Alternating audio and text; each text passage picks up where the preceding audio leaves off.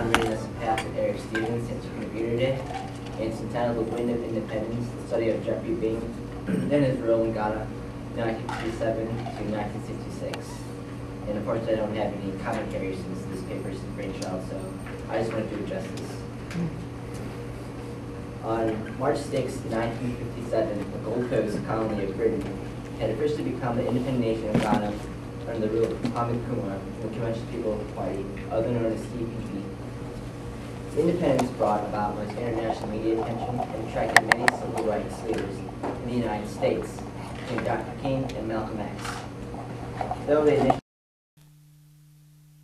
community, the effort did not last long. Many of Dr. Kumar's policies garnered harsh criticism from the international press and the British in particular. Among the controversies regarding Dr. Kumar and Ghana were the accusations of dictatorship, communist tendencies, and poor economic planning. Among these grievances, another man was often mentioned aside from Dr. Kumar, that of his Attorney General Geoffrey Bing. This paper will explore Bing's involvement in the emancipation of Ghana and his role in forming the newly created government. I will also analyze his relationship with Dr. Kumar during his period of how he influenced Ghanaian politics in general. Geoffrey Bing was, in 1945, a member of the British Labour Party and was elected to a seat in the Parliament. The views he held were very much socialist, as shown by his participation in the Keep Left group in Parliament. Prior to becoming a representative in the Parliament, he was a lawyer and had very few connections with Africa or the Gold Coast. As part of the Keep Left pamphlet, the group described their goals for Africa being that of developing the colonies there so as to create a condition for African freedom.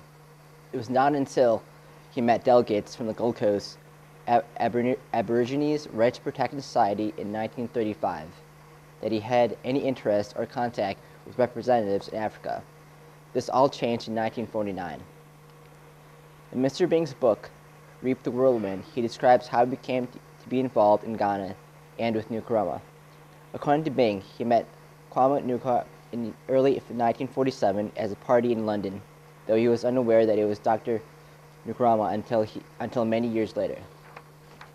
While serving in the British Parliament in 1949, Bing received a letter from a lawyer in the Gold Coast requesting him to conduct an appeal to murder trial there. He was recommended by a former political opponent named Charles Deller to take part in the appeal. Since Parliament was in recess during the time of trial, Bing agreed. He was confronted after winning appeals case by Nkrumah and some of his associates. They were impressed with the way he handled the trial and were looking to put their case before a Labour member of Parliament because they were expecting arrests of organizing the general strike of the previous year. Bing agreed to plead their case to the Gold Coast civil service authorities. His attempt to prevent their arrest was unsuccessful, and Dr. Nkrumah was imprisoned for 3 years. This was the beginning of the long relationship between Bing and Nkrumah. After returning to Britain and being appointed to King's Council, he was again summoned to the Gold Coast for legal affairs.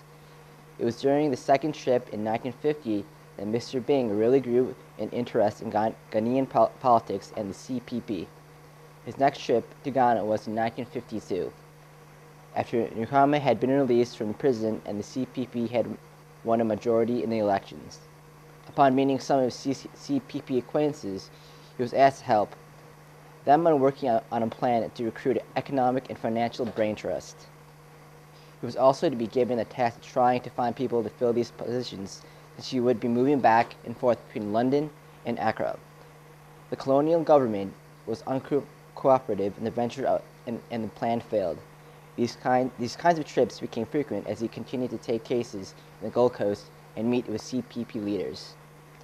In 1955, Mr. Bing lost his parliamentary seat and moved to Ghana, where he continued to work as a lawyer. It was after the elections of 1956, where the CPP held 2/3 of the seats, that Bing was asked to be a constitutional advisor to Prime Minister Nkrumah. He had been selected for the position because Nkrumah often sought his advice concerning legal matters, the one at the time concerning the legality of the cocoa purchasing company's policy. Bing also assisted in drafting a new constitution which at time was in flux because of the opposition from the colonial government. In time, Bing was sitting in one cabinet meetings to confer about the drafting of the new constitution, and after ongoing back and forth with the colonial government in which the draft was going nowhere, he was asked to write a completely new draft. This new constitution was rejected by the British and was only to be worked towards after independence. After independence in 1957, Mr. Bing was appointed as the Attorney General of Ghana.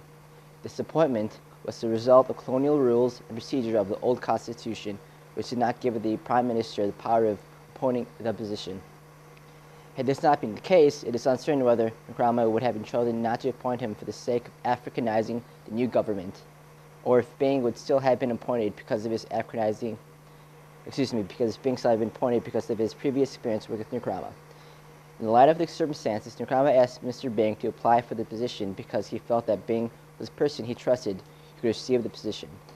It was because of Bing's seniority and call to the English bar and his previous appointment to the Queen's Council that he was awarded the position of Attorney General.